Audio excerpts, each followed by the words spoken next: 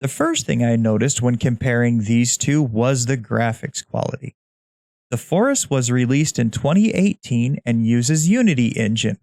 The game featured a mix of realistic and stylized graphics with highly detailed textures and lighting effects. It also has a unique art style, which blends realism with dark and creepy atmosphere. The game's graphics are good, but not necessarily groundbreaking. Sons of the Forest is also developed using Unity Engine, but with the added advantage of newer technology and improved graphics. The game boasts highly detailed and realistic graphics with advanced lighting and particle effects, and it aims to deliver a more immersive experience compared to its predecessor. While both games have similar graphics quality, Sons of the Forest offers a significant improvement in terms of realism, detail, and immersion. The next thing I noticed was the shovel. This is a completely new tool. The presence of a shovel in Sons of the Forest suggests that we will have the ability to manipulate the terrain in some way. In many games, shovels are used for digging, which can be used to create new pathways or structures or to uncover buried items. It's possible that the shovel in Sons of the Forest could be used in a similar way, allowing us to reshape the game's environment to suit our needs. Base building is still going to be one of the core focuses in Sons of the Forest, and for this sequel, the building mechanics have received a significant overhaul.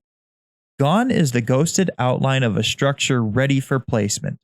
In Sons of the Forest, the building mechanics are more advanced and allow for greater customization, creativity, and a much more organic creative process. Building blocks can be placed wherever the eye sees fit, so we can have more say on those intricate details. Sons of the Forest will also feature dynamic weather and seasons, which can have a significant impact on gameplay. The dynamic weather system means that the weather can change in real time with different weather patterns appearing randomly and affecting the game's environment and mechanics. Sons of the Forest also features seasons, each of which affects the game's world differently. For example, during the winter season, the environment can become covered in snow, which can affect movement speed and make certain areas, like lakes, inaccessible until the snow is cleared.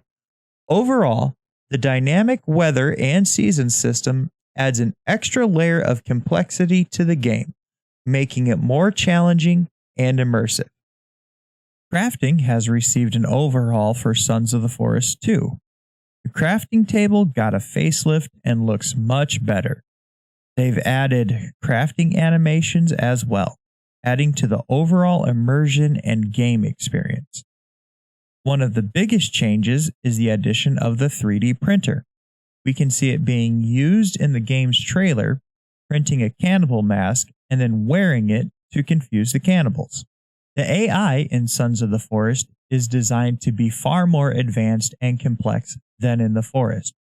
Dubbed VAIL, the game will feature a more advanced enemy AI that will react to the player's actions in more intelligent ways. The enemies in the game will have improved pathfinding abilities, better awareness of their surroundings, and the ability to work together. In addition to the enemy AI, the game will also feature improved animal AI. Animals in the game will behave more realistically based on their real-world counterparts. This means that they will have their own unique behaviors and habits, and they will react in more realistic ways. Sons of the Forest is filled with new enemies, including, of course, more cannibals. There are cannibals unique to the environments in which they reside, such as cave-dwelling cannibals. Now, allegedly, the most hostile cannibals in the sequel will be the masked cannibals, who are not only hostile to the player, but to other cannibals as well. Sons of the Forest also comes with upgraded mutants. These are some of the most visually stunning enemies we've ever faced. Conjoined mutants, stretched mouth mutants, and blob-like mutants. Weapons in the forest were mostly melee items, with a few spears, bows, and a handful of projectiles also featured. Combat in Sons of the Forest will still center mostly on melee, but we will have more guns. Guns such as pistols, rifles, and shotguns. We can only hope they give us enough ammo to take down an army.